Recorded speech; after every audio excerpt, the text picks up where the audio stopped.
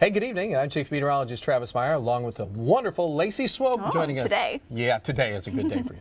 But anyway, we're glad you're joining us on Facebook Live. We have a special presentation at 7 o'clock on Channel 6, which details a tremendous amount of weather that you need to know as we get ready for severe weather season, right? Oh yeah, we're talking all about what to expect this spring. We're talking about safe places to go. We're kind of rehashing some previous storms that we've had, talking to our storm trackers. You'll see behind the scenes. You'll get to see what all happens in this pod. There's a lot of monitors and things going on, and we explain how we use these to help keep you safe. Yeah, and it's quiet now, obviously, because the weather's just quiet, but the seasons are changing, and as the seasons change, we're starting to feel the effects of getting a little colder, a little warmer. And eventually we're going to be in the 70s, we're going to be in the 80s.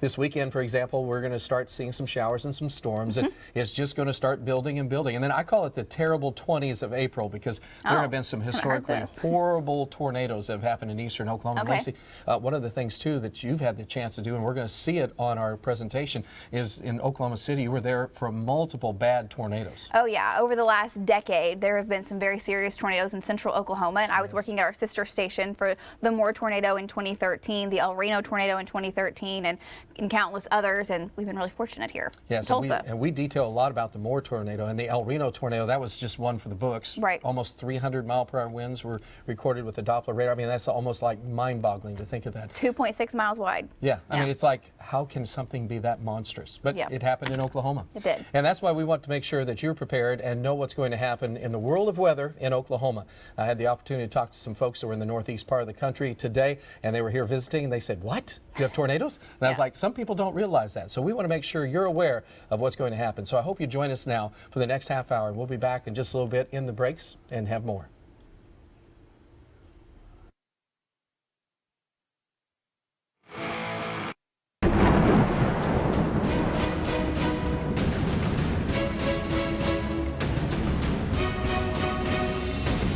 This is a big storm, and it is rotating. This is a dangerous situation. The entire sky turned green. Sirens are going off. If you're in this area, take cover immediately.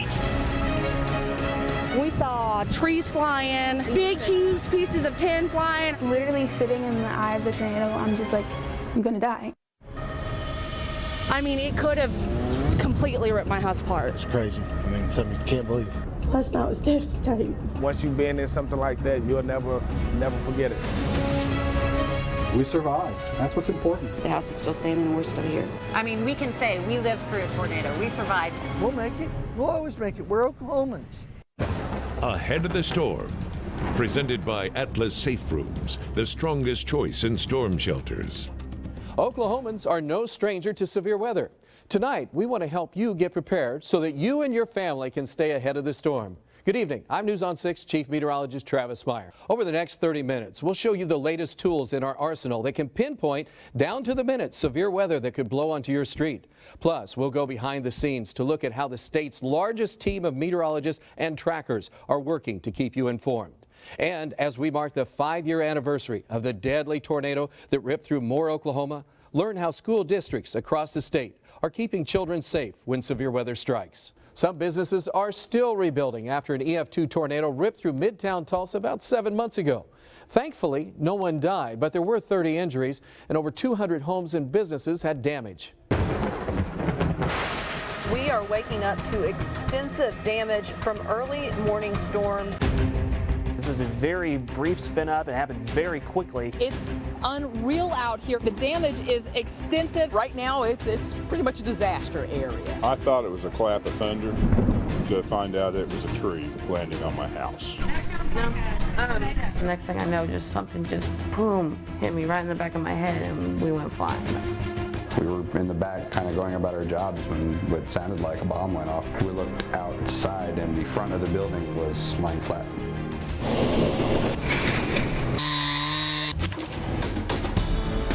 My dad has always said, son, it's not the storm, it's how you handle it. We're committed to bringing all the resources of the city to bear on recovering from this and rebuilding as quickly as we can. We'll get to it eventually. We keep it positive, got to keep it moving. The storm sirens didn't go off in Tulsa before that tornado left a nearly 7-mile path of damage. Coming up a little later, we talk to the experts who sound the alarm in Tulsa County about why they say there wasn't enough time to issue a warning. People who found themselves in the eye of that tornado know they're lucky to be alive. But mental health experts warn some storm survivors may be trying to cope with PTSD. Here's News on 6's Ashley Isbicki. Celia Danielle was buried beneath a pile of bricks when TGI Fridays collapsed. Honestly, I didn't think I was going to get through it. Danielle was rushed to the hospital with a broken vertebrae and several deep gashes and cuts. She made it out alive, but mental health experts say the shock and trauma can linger. Symptoms of severe anxiety, flashbacks, nightmares, can be very debilitating. Mike Brose with the Mental Health Association of Oklahoma says about 20% of storm survivors develop PTSD.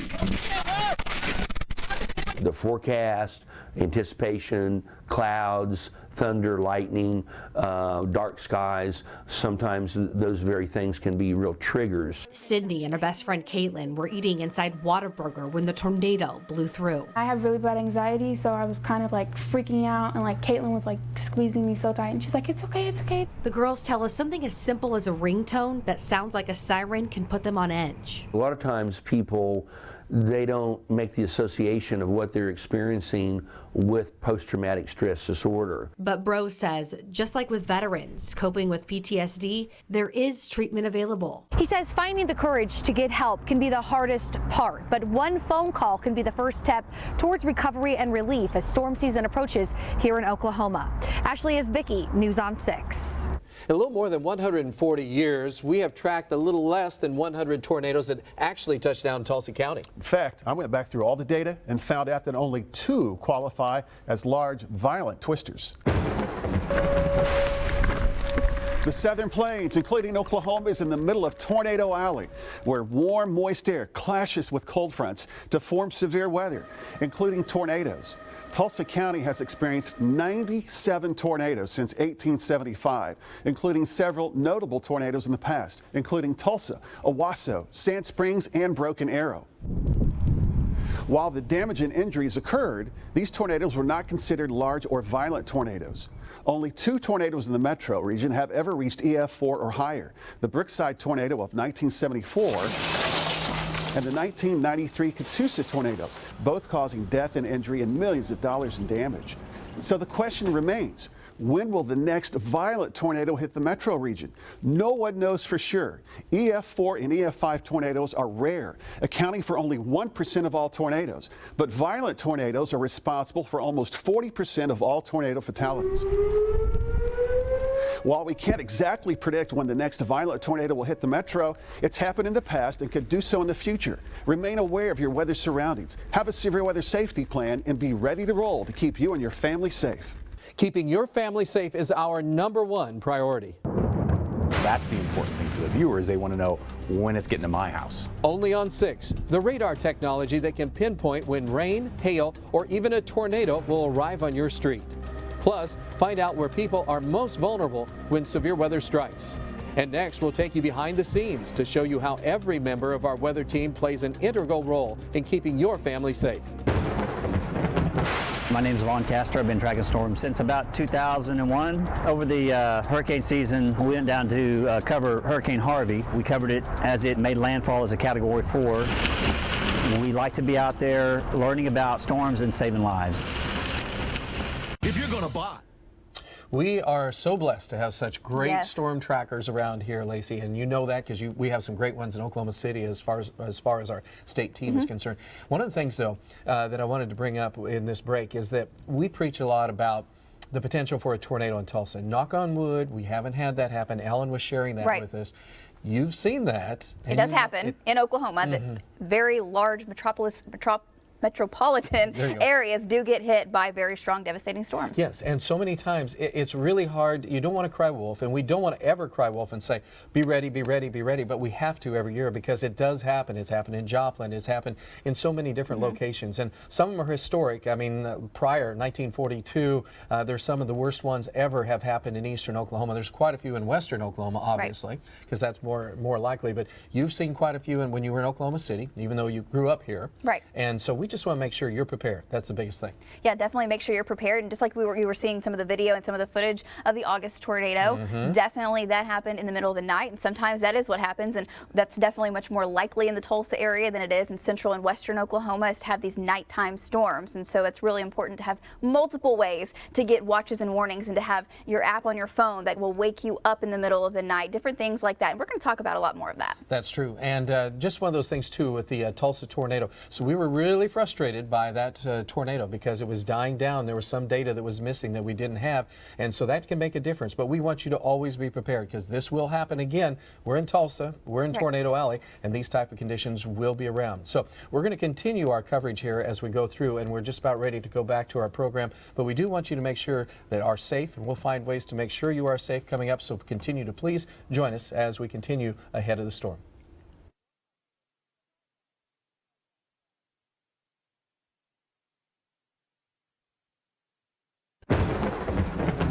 Hi, I'm Darren Stevens, a storm tracker for News on 6. When I'm not out tracking storms, I'm taking care of our ranch that has about 200 head of cattle.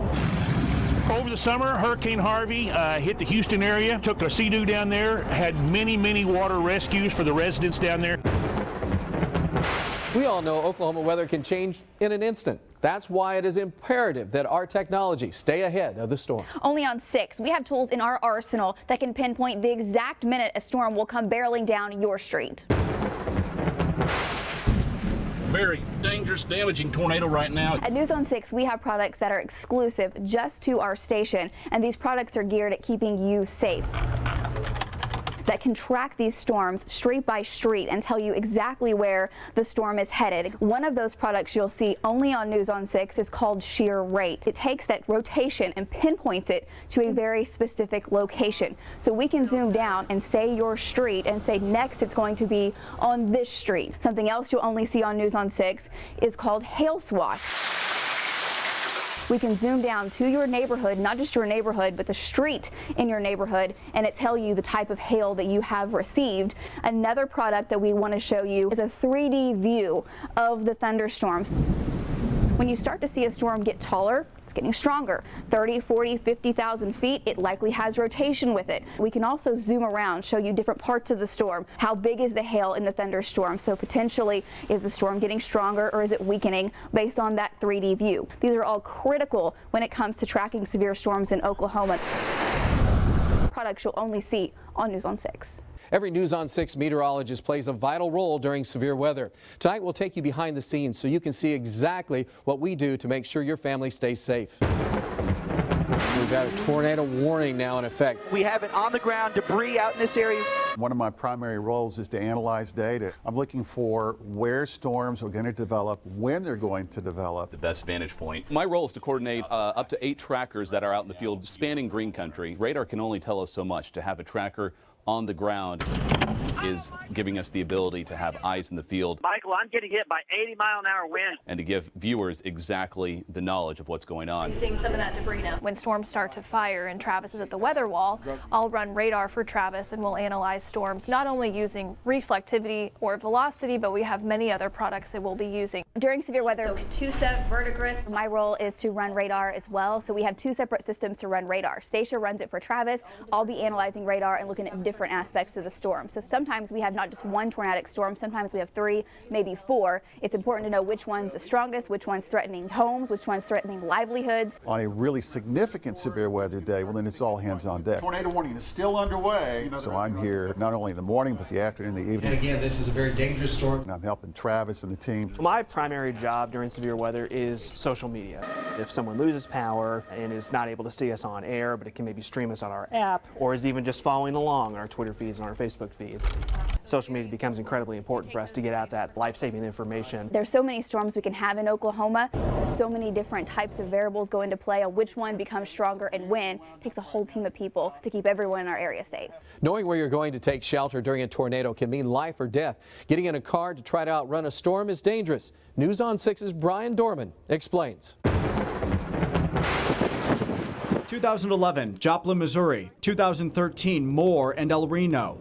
All areas hit by deadly tornadoes. But they all also have one surprising fact in common, an overall high survival rating. Most of the people who even are involved in that tornado don't experience the worst of the damage. That's why experts say the safest place you can be during a tornado is sheltered inside your home, not out on the road. Now, this tornado is only about a quarter mile west of that road right there. But that's exactly where thousands of people ended up during the 2013 Moore tornado. Those people need to get out of there. Stuck in a massive traffic jam. National Weather Service checked out more than 4,000 structures that were damaged, structures that were in the tornado's path. Of those, only 9.2% experienced EF5 level damage. 68% of the damaged structures were only EF0 or EF1. Even in the worst of the damage, 98% of people survived in well-built homes. If you live in an apartment building or a mobile home, you need to have an alternate plan in place to take shelter and make sure that you get there before a warning is even issued. Brian Dorman, News on 6. I started crying because I didn't know if I was going to make it or not. Up next, the 5-year anniversary of the deadly Moore tornado and the lessons we've learned from one of Oklahoma's darkest days. And a multi-million-dollar investment to make sure your kids are safe at school. My name is Brandon Wells, and I have been tracking storms for 16 years. A lot of my fascination came from my father and watching Jim Giles and Travis Meyer. I've just always had a heart and passion for weather. When I'm not out tracking storms, I like to spend a lot of time with my wife and child. All right. Hey, welcome back, and I'm glad you're joining us on Facebook Live. Again, Travis Meyer and Lacey Swope. And as we continue, Lacey, you know, I love our storm teams, and Brandon's just one of many of those guys. It's just fun to have that. And it's a team effort, as we were talking about. It's a team effort.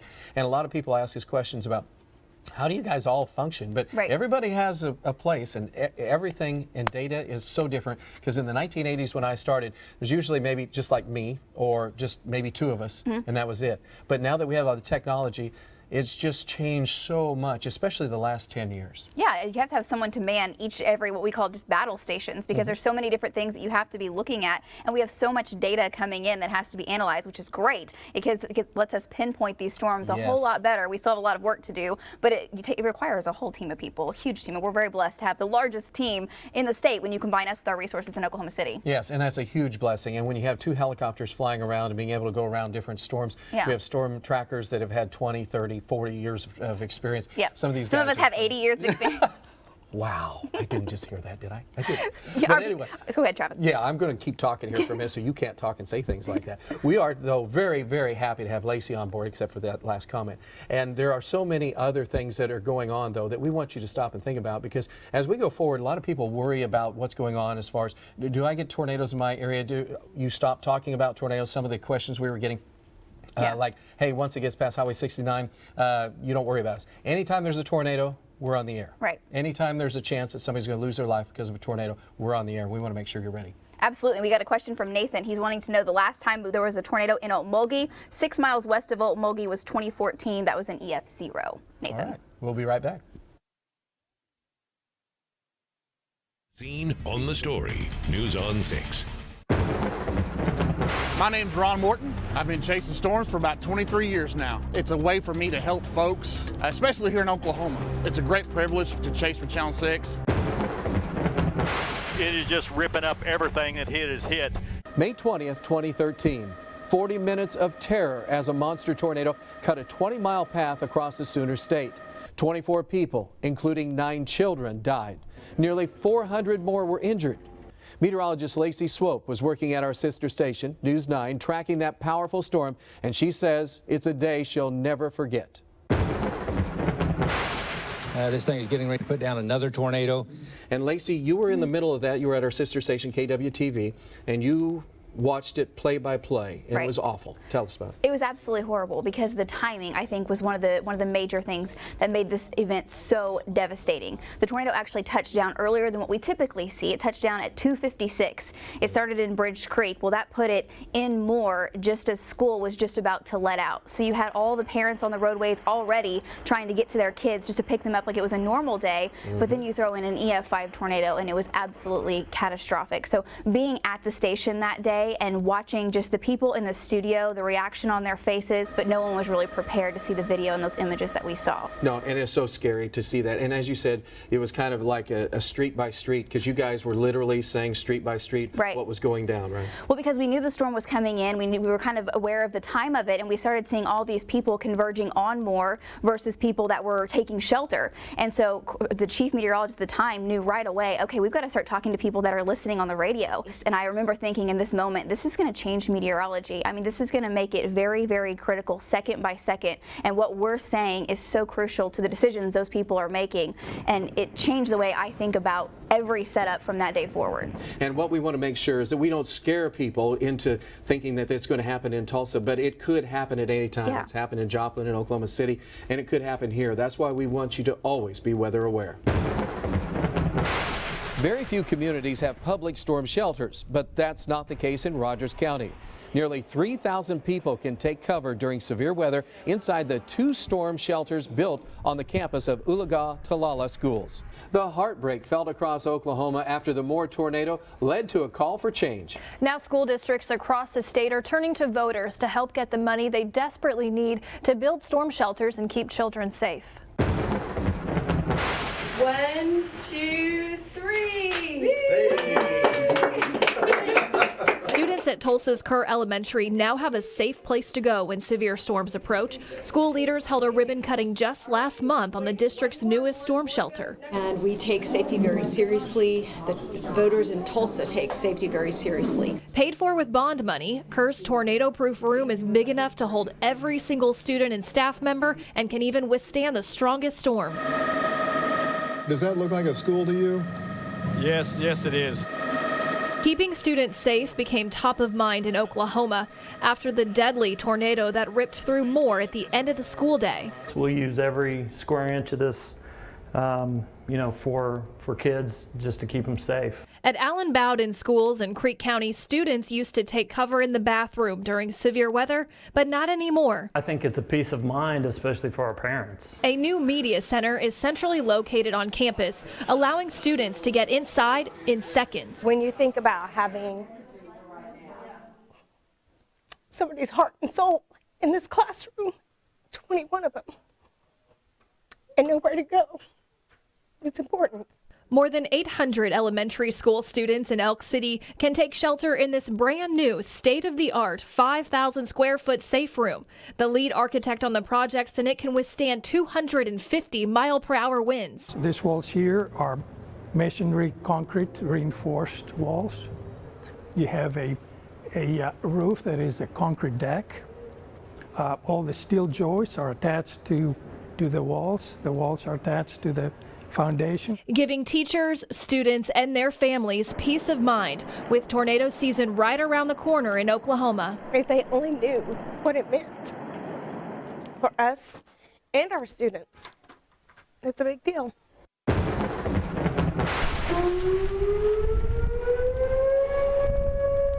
You know, it might surprise you to think that emergency officials don't want you to depend on sirens to warn you of tornadoes. The National Weather Service says sometimes storms develop so quickly there isn't enough time to issue a warning.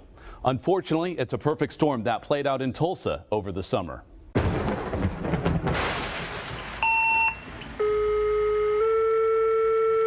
August 6th, 1:19 in the morning. And so you can see damage now that extends from 51st between 41st and about 61st, and that goes all the way to 145th East Avenue. An EF2 tornado levels businesses in Midtown Tulsa. But many people say the warning came too late. The storm just happened so quickly, and it was ahead of our warning a little bit. Steve Piltz, head of Tulsa's National Weather Service, says by the time rotation was detected on radar and they had issued a warning, the tornado had already touched down. It's moved so quickly, it's already getting out of the city, so it was kind of a joint decision not to blow the sirens. Piltz tells us the tornado appeared on radar about 90 seconds.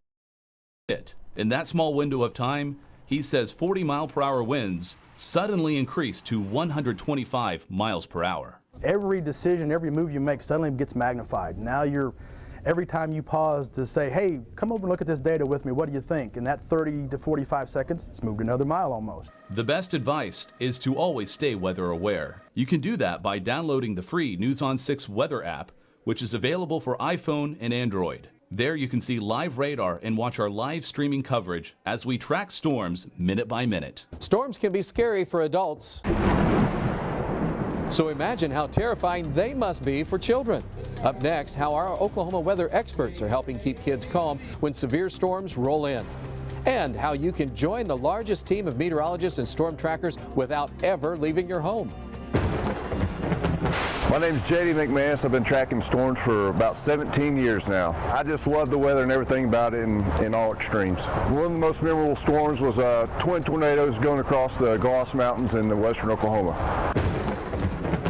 My name is Dal Archer, and I've been tracking storms for 18 years. When I'm not tracking storms, I'm a teacher and the IT director at Kellyville Public Schools. I've always been fascinated with storms. I've always wanted to be a storm tracker, and so fortunately God has blessed me enough, so some of my dreams are coming true.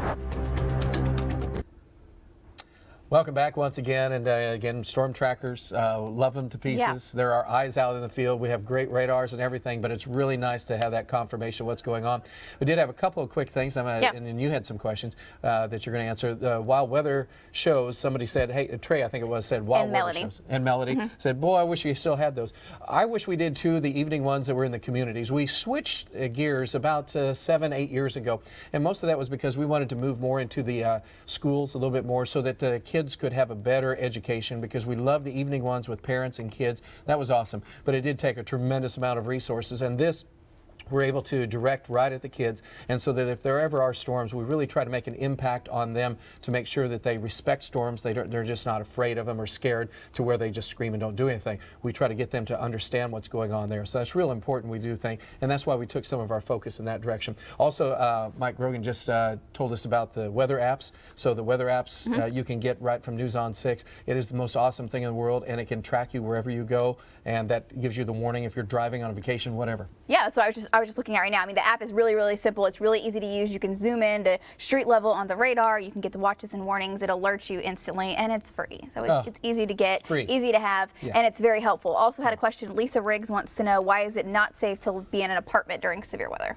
You know, there's a couple things with that. And again, apartment complexes, you're okay if you're on the lowest floor, inside and interior for the most part. We can't guarantee, because all tornadoes are different. The El Reno tornado made it scary. It would have been good to be below ground or in a reinforced storm shelter. If you're up on the upper levels of an apartment complex, stronger winds are there. That's usually where there's more damage, and that's where you can get hurt a lot easier. Yeah, the debris is what you have to worry about, and you're going to see a lot more of that the higher off the ground that you are. Yep. All right. We'll be right back again in a little bit.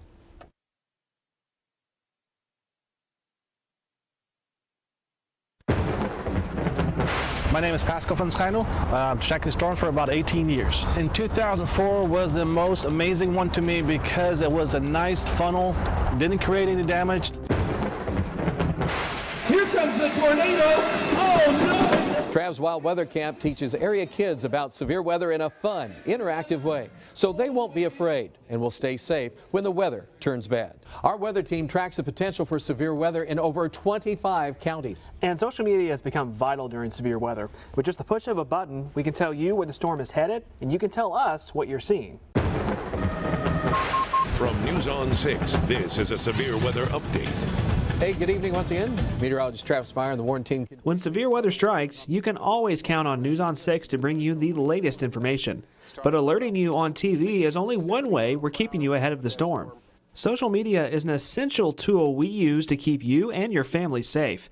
Every one of our News on 6 meteorologists has a Facebook and Twitter page you can follow to keep your social media feed up to date with the latest weather alerts so you know where the storms are and where they're going. And if you're away from your TV, you can find us on Facebook Live or streaming on the News on 6 app. We also want to know what conditions are like where you are during severe weather. We hope you'll tweet us or send pictures to our Facebook page so we can see what you're seeing. But please remember, only take pictures and video when it's safe. And a friendly reminder to turn your phone sideways when you hit record. That way the video or picture you take fits perfectly on the screen or monitor. Whether you tune in on TV, online, or on our app, you can always stay connected to News on 6 to keep you prepared and ahead of the storm. So what's in store as we march into spring? We've seen exceptionally warm and excessively cold days this past winter thanks to La Nina. So does that mean that we could see more strong or violent tornado outbreaks as we go into April and May? We hope you tune in for my exclusive spring wild weather forecast coming up Wednesday night at 10. Thank you for joining us for this in-depth look at springtime in Oklahoma. For more on these stories that can help you stay ahead of the storm, go to our News on 6 app. I'll see you right back here for News on 6 at 10. Good night. Ahead of the Storm has been presented by Atlas Safe Rooms, the strongest choice in storm shelters.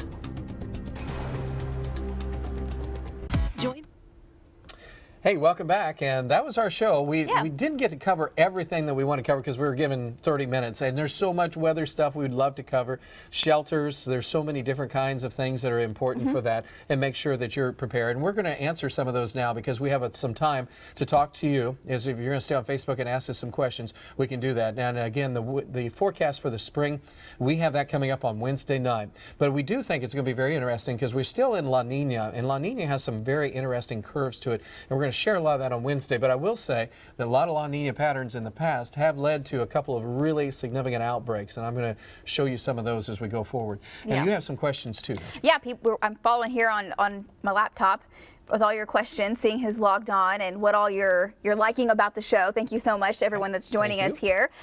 Dee was talking about the Drumright tornado. I think Alan was talking about the larger tornadoes that we've seen in the metro area and just all of Green Country. Drumright back in 1974 was also hit by that particular tornado. I have family members, an aunt, great aunt, and cousin that were actually really impacted and that seriously injured by that tornado. And and that brings in, because if you've been in Oklahoma, you probably have relation that have either been in a tornado, unfortunately, or been really close. When I came in the 1980s, I think it was 1984, I was just like suddenly awakened to the fact that Oklahoma has some really big tornadoes. 1984 was a horrible year for tornadoes just to the northwest sides of Tulsa.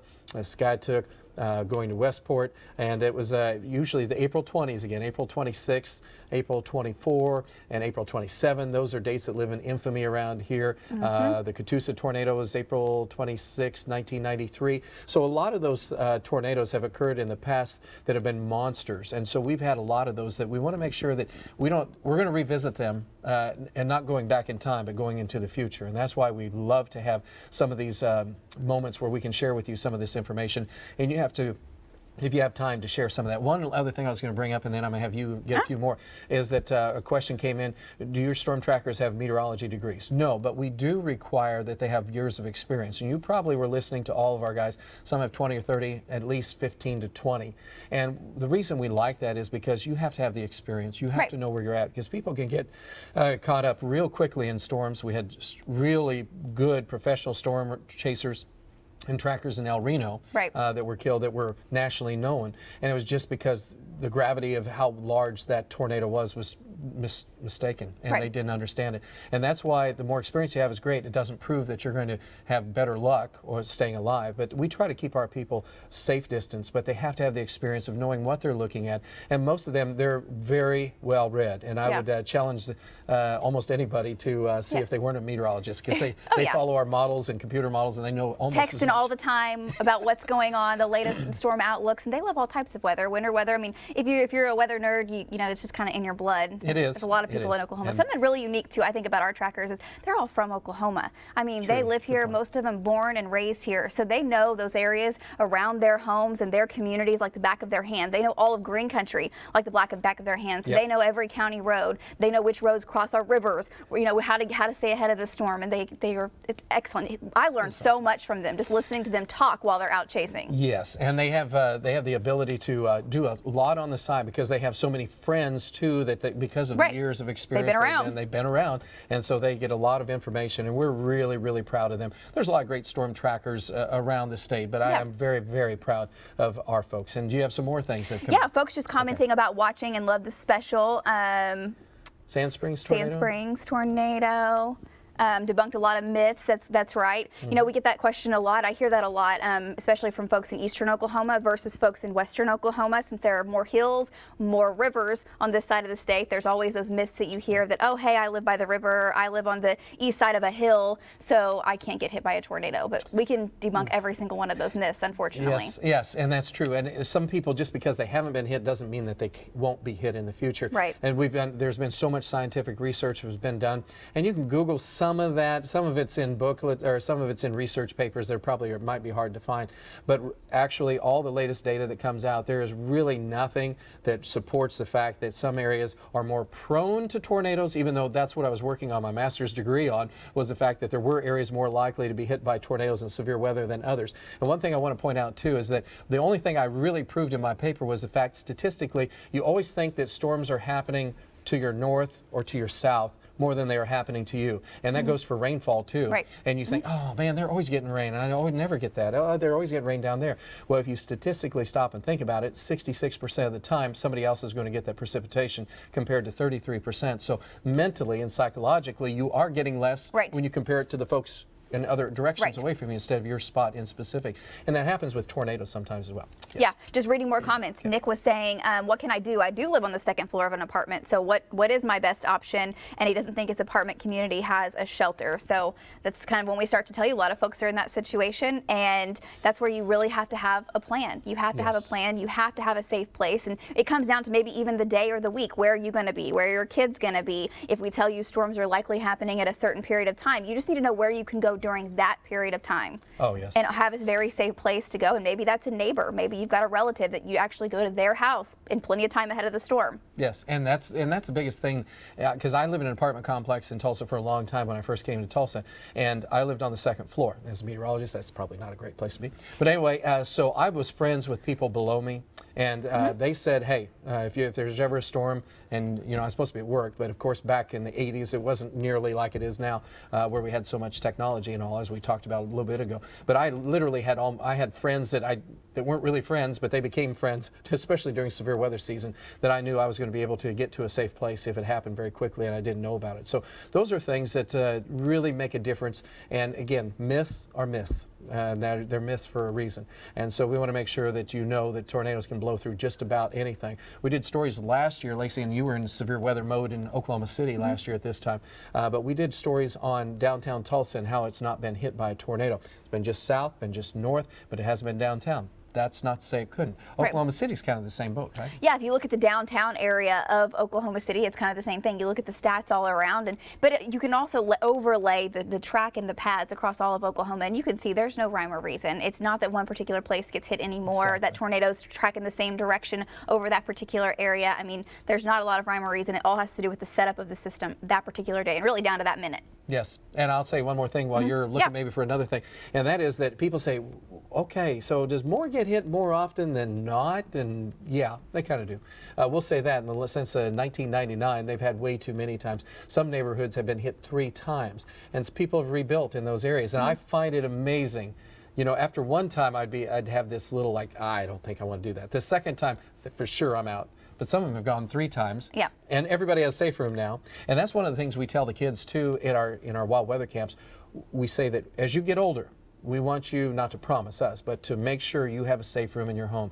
I totally 101% believe that a safe room in your home takes away so much anxiety from people who have to live in Oklahoma, because there's a lot of people that just kind of freak out, and for good reason. We're seeing some of that, yeah. And we preach about it a lot because we want people to know that, hey, that's something you really need to be aware of, because man, it can happen so fast. Yeah. But if you have a safe room, your anxiety goes down, you have a place to go. So what if the house is gone? If you have your kids, your family, your dog, your cat, everything, that's all that matters. We know that. We've seen it on TV. We've interviewed so many people with that same situation. We talk about going to your safe spot and to your shelter. Something else we usually tell the kiddos is make sure you have a plan for your pets, Because we find, and statistics have shown, that folks that don't have a plan, maybe they'll plan with their whole family, but when it comes down to it, are you going to bring your dog with you, or are you not? Are you going to bring all 5 of your dogs with you, or are you not? And if you don't have that planned out, statistics show it takes you longer to get into your shelter. So that's something that you have to start thinking about also. Time is of the essence, and some, very seldom, like the August tornado we had here, that is, I don't want to call it a needle in a haystack type of tornado, but it's hard to really not be warned of a tornado in advance in today's technological advances that we've had. In the 1980s, I was praying that we'd do something. And I have one more quick story, and maybe you can find something else. 1984, I was working with meteorologist Don Woods, and we were covering tornadoes. And there was Morris, Oklahoma was hit by a bad tornado in 1980. 86, I think it was 1986, and we thought it was a monster hailstorm was coming out of Okmulgee, and so we were warning people to go ahead and put their trucks and cars into the garage because they were going to get hail dented. We did not know, because the radars weren't that good at that time, that it was an actual tornado that was actually just dropping down just east of Okmulgee and then going right through the center of Morris. And it was EF3, or F3 I think at the time it was considered, F3 tornado, but it wiped out pretty much the whole center part of Morris. And they had a long time rebuilding. You can go in and see the city still to this day from the middle of the 1980s, and we still have tornado. They celebrate it, so to speak, in remembrance of what happened there. But we did not know back in those days exactly if it was a tornado or it was a large hailstorm. And that was one that haunted me for years and years, just because I thought we would be better than that. We are now, but it's still not perfect. We have a question from Jerry, and he wants to know, during storms, whenever it's really starting to get down to business, what radio stations can he listen to? Because he says he really only hears warnings during breaks. So talk about our radio partners a little bit. Okay, and we have what's called iHeartRadio. Those are our partners around eastern Oklahoma and Tulsa. And we also have radio station, Potter Radio Network, which is up in Bartlesville, which covers southeast Kansas and far northeastern Oklahoma. The Tulsa area of iHeart is 92.1 The Beat, which if you're young, you kind of get into that, so that's probably something more that you listen to. Yeah, it's really good.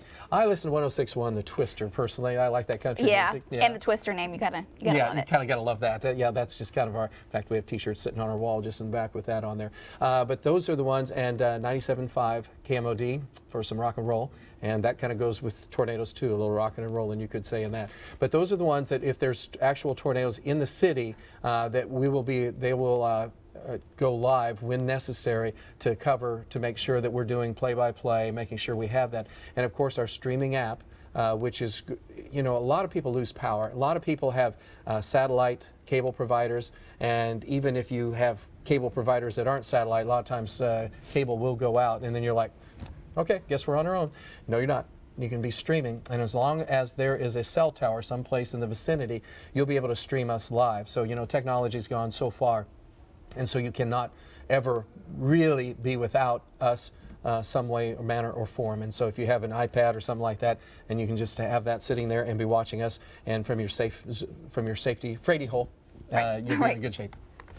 Paula asks, what if you see a tornado and the sirens aren't on? So Paula, that's a good question. We kind of talked about that a little bit, but keep in mind, for a lot of folks, a tornado siren is not the way you're supposed to be getting warnings. In fact, tornado sirens were actually designed during World War II. So it's for people outside. That's what they're for. They're for folks that are outside and in a very close vicinity to that siren. That's a very few number of people when we're talking about sirens. So that's a backup should be the last thing that makes you decide you need to go to shelter. It should be several other things before that. And in fact, the Woodward tornado that happened back in, 2012, the storms had come through and actually knocked out power to the town of Woodward, and so their sirens never went off. The warnings were issued, but the sirens never went off, and a lot of folks afterwards were really upset, and they said, we just never heard the sirens, which makes sense, but you just have to remember that should be the very last thing that you hear before you get into a shelter. You should already have the plan in place, and you should know what you're about to do. And very good point. I mean, it's perfect. And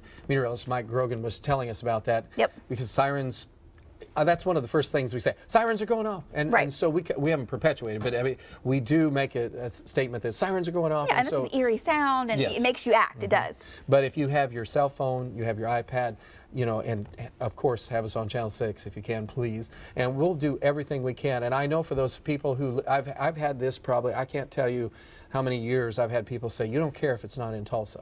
That is not true. In fact, we're dedicated, our owners are so dedicated to making sure that we do not leave anybody out. To their Oklahoma born and bred, and that's how we're going to be doing it. We cover everybody in the state of Oklahoma for the obvious reason of we're here. That's why we're here. That's what we're going to do. That's why we do it. And so all that comes together, and that's why we have so many good storm trackers. That's why we have helicopters that are flying around. That's why we have huge staffs, the biggest staffs that we have in the entire state. So those are the things that come together, and we just have to make sure we provide that in a way that you can get it. And some of those are easy by just turning on Channel 6.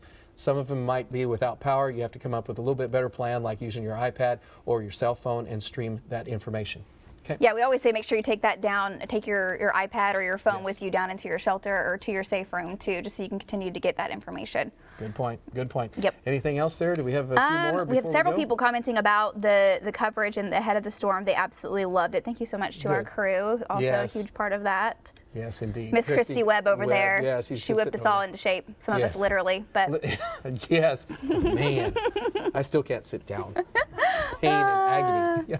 Yes. So she was awesome for that, and of we course our production crew as well. Oh my gosh, yeah, we have folks from all over the state that are just chiming in of their location and where they are. If you guys have any specific questions about severe weather, we would love to answer those. And by the way, we were talking about the Woodward tornado. I believe this is Moni Wimberly, says that Woodward now tests their sirens every Saturday at noon. So some folks have tried to learn from the situation. And a couple of things that we have found too is that with time, even though we have more cell towers, there's also a chance in a big tornado, and cell towers have their own generation, so that they're usually pretty much independent of anything that happens. And there's multiple overlaying or overlapping cell towers, so that makes it a lot easier, especially in cities such as ours. But if there ever is a major emergency, just know that sometimes you're not going to get through. Right. And one of the reasons you're not going to get through is because emergency personnel take a certain amount of that bandwidth. So if you're really freaking out and you can't get through, that's just because sometimes the emergency personnel have to use that for communications to get to where they need to go to make sure that they're responding in a proper time, to make sure that they can be first responders and do what they're supposed to do and not wait on a busy signal because you're just checking in with grandma to make sure that you're okay or whatever. And so don't ever take that as maybe, oh my goodness, the world's ended, nobody can get through or anything, but that's one of the things that does happen. There's a priority system, and that priority system is emergency personnel get the biggest chunk of it, and then the rest of us will get that, and then eventually that eases up as the emergency personnel start to finish up most of their business. But that's something that I've had a lot of people ask. They said, I can't get a hold of anybody. Right, I've seen that happen several times. Yeah, with the tornadoes that happen around the big cities, that happens almost every single time. And so we try to tell people, you make your plan for ahead of the storm, you make your plan for what you're going to do, but you also need to have a plan of how you're going to check in with your loved ones. Make sure your mom and dad know how you're going to get a hold of them and when you're going to try to get a hold of them. There's lots of ways you can ease some of that chaos that happens after a storm too. And I'm going to ask you one more thing, because in the Moore tornado, Tulsa has sat and been front row viewers of what's happened in Oklahoma City so many times, because Oklahoma City's been hit so many times, and more into that area, obviously, because we've talked about that in El Reno with those. But in your play-by-play, in your thought processes, and you just kind of went to that point, it is like chaos afterwards. We know chaos because we have it, but it's usually in small sections. Right. We've never had a huge chunk of the city just totally devastated. Yeah. And so what would you, like, I know I'm shooting from the hip here and trying to ask you a question, but after you saw that, what would be the things that you would say to people? Because I like the thing you just said. It's like, if you say, hey, the tornado's coming, we're going to check in with you as soon as we can, or whatever. But what were some of the things that you learned from that? So many things, because those two storms were just absolutely devastating to huge areas compared to what we had literally shut down. One of the things that we saw was traffic. A lot of folks are now all of a sudden trying to get into those areas, and they shut those areas down. Emergency personnel, they have to, because they have to go home by home, or what they can find of a home, and search them. They can't have a lot of people coming in. You also have the problem with looters. They try to keep people out. Which is unbelievable. But you can't get to your loved one, and that's some of the most frustrating things. So people will usually call the TV station, and they want to say, hey, you know, how do we get a hold of, what are these numbers? They'll usually start setting up some type of a communication system for folks that are trying to find their loved ones. But it gets very, very chaotic. And one thing that we learned so much from the Moore and from the El Reno tornado was just the Oklahoma spirit of how many people wanted to help and how many people wanted to rush there to help rebuild, for sure. But I would say back to your question exactly, is that having a plan for afterwards. Have a plan that if your home is knocked away and cell service is going to be jammed, which it is, you know, what's the first family member you get in contact with? How do you get in contact with with that family member. Maybe you have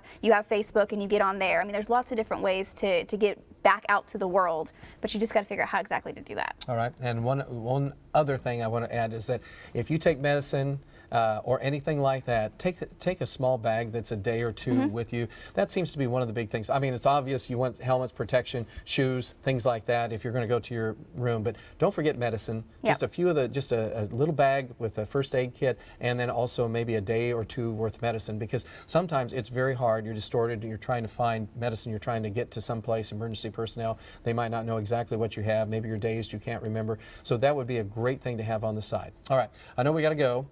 Lacey, thank you so much. So excited that you're here, because again, I've mentioned this before with Dick Farrow leaving. I was like, what are we going to do?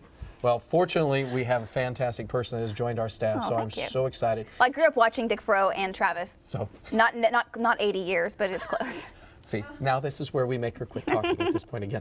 Anyway, you can join Lacey tonight at 9 o'clock. I'm going to be nice to her, so join her tonight at 9 o'clock on CW. We have our spring forecast coming up on Wednesday night, and we hope you join us for that. We'll have all the information for that at 10 o'clock. And in the meantime, we want you to stay safe, stay ahead of the storm. Thanks for joining us, and we will see you anytime the storms are about to hit. We'll be there ahead of the storm with you.